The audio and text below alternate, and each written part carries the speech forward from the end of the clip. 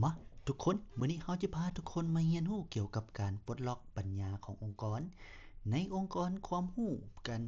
แบ่งปันความรู้เป็นสิ่งที่สำคัญหลายในการแบ่งปันปัญญาในความรู้ในที่นี้มื้อนี้เราจะมาอธิบายให้ทุกคนได้เรียนรู้ในทฤษฎีเกี่ยวกับความรู้ของพีระมิดความไว้เนื้อเชื่อใจที่เป็นรากฐานและความศรัทธาของหัวหน้าในองค์กรและหลักการทฤษฎีตัวนี้ และสิ่งสำคัญนั่นก็คือการใช้ AI ในยุคปัจจุบันเฮามาเริ่มต้นจากทฤษฎีนำกันเลยเฮามาลองเข้าใจเกี่ยวกับองค์กรบริษัทใดหนึ่งที่จะมีการคลังของสมองที่เป็นความรู้และจะเป็นคลังสมองขององค์กรของพวกเฮาจะจั่งใดกลุ่มคนเหล่านี้เอิ้นว่าเป็นคลังสมองเป็นก้อนของความรู้ที่เฮ็ดให้การพัฒนาขององค์กรพวกเฮาที่มีปัญหาเกิดขึ้นและปัญหานั้นก็ตามมาในองค์กรของความรู้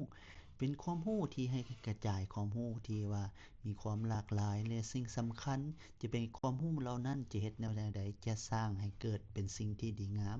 และต้นการทำอิฐในข้อมูลเกี่ยวกับการกักขังของปัญหาเนาะปัญหาที่ว่าเกิดขึ้นในความรู้ที่ว่าเป็นบางสิ่งที่เราจะต้องได้เรียนรู้นั่นก็คือว่าถ้าปราศจากสิ่งเหล่านี้นั่นก็คือว่าการส่งถ่ายทอดความรู้ให้องค์กรในการแก้ไขปัญหา ที่ว่าเกิดขึ้นถ้าหากว่าผู้หนึ่งถ้าหากว่าแชร์ไปให้ผู้หนึ่งจึงจะเกิดประโยชน์แต่ก็จะสร้างความให้อีกฝ่ายหนึ่งความกังวลใจว่าตนเองจะเสียความเชื่อมั่นและขาดความศรัทธาขององค์กรนั่นก็เป็นการความรู้ในหลักการปัญหาแล้วนี้เราจะมาสร้างหาวิธีเพื่อแก้ไขแนวใดเพื่อให้องค์กรของเราในการแบ่งปันนั่นก็คือการบริหารความรู้ knowledge management ในการบริหารข้อมูลเหล่านี้เราจะแบ่งออกปัญหาออกมาเริ่มต้นจากก่อน KM นั่นก็คือว่าตัวย่อของมันเนาะปัญหาที่ว่ามันเกิดขึ้นที่ว่ามันสร้างปัญหาที่ใหญ่หลวงก่อนหมู่เกี่ยวกับการสร้างความรู้ที่ถึกเวลาให้ความเหมาะสมในการบริหารเฮาสิเฮ็ดบริหารการแนวใดในการบริหารความรู้ของเหล่านี้ที่สิมาเกิดแล้วก็สร้างพลังให้แก่ความรู้ตอนที่2เว้าเรื่องความปัญญาที่ว่ามาจากข้อมูล ข้อมูลข่าวสารเป็นสิ่งที่สำคัญหลายในโลกปัจจุบันนี้ การตัวเลขพวกนี้จะเป็นแสดงให้เส้นทางของพวกเขาให้เห็นว่าทิศทางข้อมูลที่ว่าเป็นประโยชน์หรือเป็นความรู้ของพวกนี้เหล่านี้อย่างเช่นว่าตัวเลขในพีระมิดตัวนี้ทางด้านเทิงสุดเอิ้นว่าคลังปัญญาคลังปัญญาแล้วมันก็ประกอบด้วยของความรู้และก็ข่าวสารตัวนี้และก็ฐานข้อมูลในที่นี้เอิ้นว่า OKI ของพีระมิดนี้ จะเป็นเป็นเลเยอร์ซ้อนขึ้นมาเริ่มต้นจากทำอิฐเบิ่งอธิบายให้ละเอียดนั่นก็คือ Data นั่นก็หมายถึงว่าแนวใดยังว่าข้อมูลที่เรามีมาหากเรามีข้อมูลเพื่อมาเผยแพร่นี้จะเป็นข้อมูลข่าวสารจะเป็นย้อนว่ามันเป็น Signal ตัวนี้จะกลายเป็นข้อมูลข่าวสารข่าวสารตัวนี้จะกลายเป็นความรู้นั่นเอิ้นว่า knowledge เนาะหากว่าเรามีข่าวสารเราเท่าใดเราแฮ่งจะกลายเป็นความรู้ตัวนี้ จากความรู้จากข่าวสารมันจะกลายเป็นเอิ้นว่าคลังปัญญาในคลังปัญญานี้จะมีการค้นคว้าพิจารณาไตร่ตรองอย่างลึกเข้าไปอีกเนาะเพื่อสร้างปัญหาที่มีความสลับซับซ้อนอย่างเช่นว่า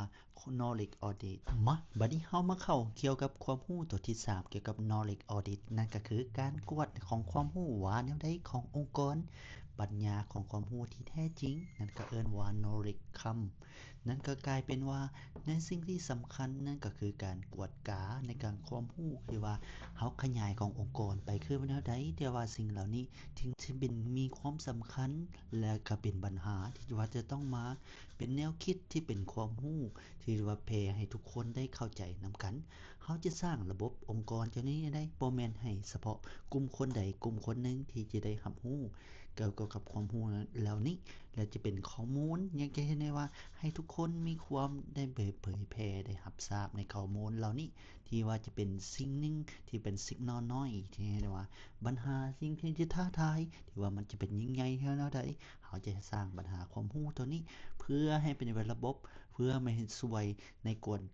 วดกาในองค์กรของพวกเขาให้มีความรู้แล้วก็สร้างองค์กรให้มีการพัฒนาในการเผยแพร่ความรู้เหล่านี้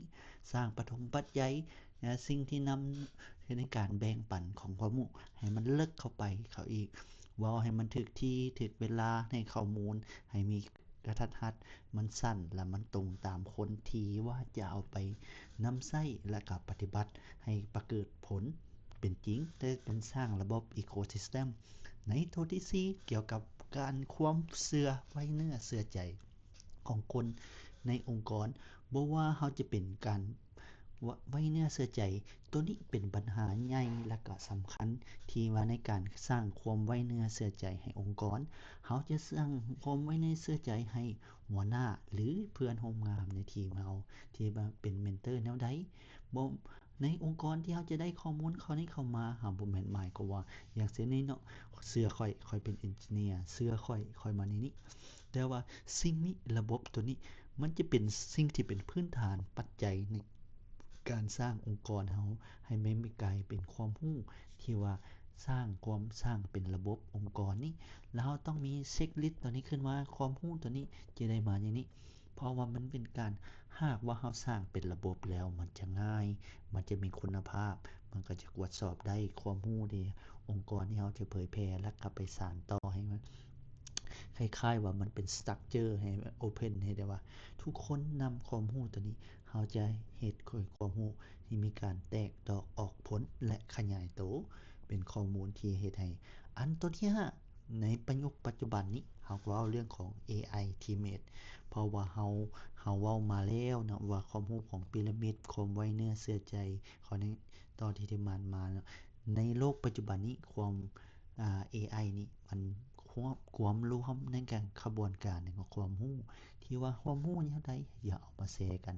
เพราะว่า AI เป็นตัวที่ขับเคลื่อนและเข้าใจองค์กรและเข้าใจปัญหาเพราะว่าการนำใช้เครื่องมือเหล่านี้เฮ็ดให้ความรู้การกระจายความรู้ของเราสร้างระบบให้องค์กรสร้างระบบให้ System ของเราให้มีความไว้เนื้อเชื่อใจขึ้นหากว่าเราสร้าง AI ที่ว่ามันเชื่อถือได้มีการถามตอบเป็น available เฮ็ดให้ทุกคนได้เรียนรู้และก็พัฒนาอย่างเช่นว่ายุคปัจจุบันนี้การสร้างรถเนาะแล้วเราเริ่มต้นเราต้องมีโครงสร้างแล้วเราก็ต้องมีโครงสร้างนั้นแล้วสิ่งต่อมาแล้วก็แม่นหยังนั่นก็คือว่ามีหัวใจนั่นก็คือเครื่องจักรนั่นก็คือของ AI เราแม่นหยังแล้วก็น้ำมันเนาะน้ำมันมันก็คือข้อมูลข่าวสารแต่เราเฮ็ดจั่งใดบ่แม่นว่าเราสร้างขึ้นมาอันโครงสร้างตัวนี้แล้วมันจะถูกกับเบิดซุคนเพราะว่าเราสามารถไป adjust ไปปรับจั่นได้เพราะว่าสิ่งที่สำคัญนั่นก็เราสิสร้างความรู้สร้างปัญหาขององค์กรหรือว่าแก้ไขปัญหาองค์กรที่ว่ามันเกิดขึ้นเพื่อให้มันแทนเหมาะกับสภาพการตัวจริงที่ว่ามันเกิดขึ้นในนี้เพราะว่าองค์กรที่เราจะยังบ่มีหยังสมบูรณ์แบบเพราะว่าเราต้องให้รับฟังปรับปรุงเปลี่ยนแปลงแก้ไขเพื่อสร้างสิ่งที่เรามีอยู่ให้มันดีขึ้นเนาะในโลกปัจจุบันตัวนี้เกี่ยวกับการสร้างหา AI เพราะว่าเป็นสิ่งที่เราจะเข้าใจปัญหาในการสร้างองค์กรของพวกเราบ่ว่าจะเป็นเทคโนเราได้มาปรึกษากันมันจะเป็นไดแกรมที่เราได้มาจาก AI บ่หรือรับฟังจากปัญหาวิศวกรเราเอาพวกนี้มารวมกันหรือว่าแก้ไขปัญหามันตอนนี้สุดท้าย taking the first step สิ่งสุดท้ายนั่นก็คือว่าเฮ็ดแนวใดสิ่งที่ว่าสิ่งที่จะเกิดขึ้นนี้บ่ว่าจะเป็นคีย์ตัวใดหนึ่งในการสร้างหรือว่าปรากฏการณ์ที่เกิดขึ้นมานี่เนาะบ่ว่าการแนะนำเรียกว่าเราต้องทดลองเบิ่งก่อนในขอบที่ว่ามันน้อยแล้วก็มันมีสามารถรับผลได้ไวแล้วก็มีผลว่าอย่างเช่นว่าสร้างพรอเจกต์ขึ้นมา3เดือนเนาะสร้างมาทดลองเบิ่งก่อนเนาะว่ามันได้ผลบ่หากว่ามันได้ผลทีนี้เราสามารถขยายต่อคือเขาเจ้าว่า Ocean you cannot boil the ocean หมายความว่าเราบ่ต้องจำเป็นจะต้องเฮ็ดทุกอย่างเฮ็ดทุกอันแต่เราสร้างอันเทื่อละน้อยๆและให้มันเกิดดอกออกผลและเอาไปนำใช้ได้จริงนี่มันเป็นสิ่งที่ว่าเป็นกระตุ้นจิตใจเฮ็ดให้เรามีความมั่นใจขึ้นว่าสร้างขึ้นมาได้ตัวหนึ่งแล้วมันจะเป็นไอเดียในการต่อยอดในระดับขึ้นต่อไปเกิดความเป็นมั่นใจและเฮ็ดให้มีความสำคัญและมันก็จะเป็นพัฒนาต่อยอดแต่ละขั้นไป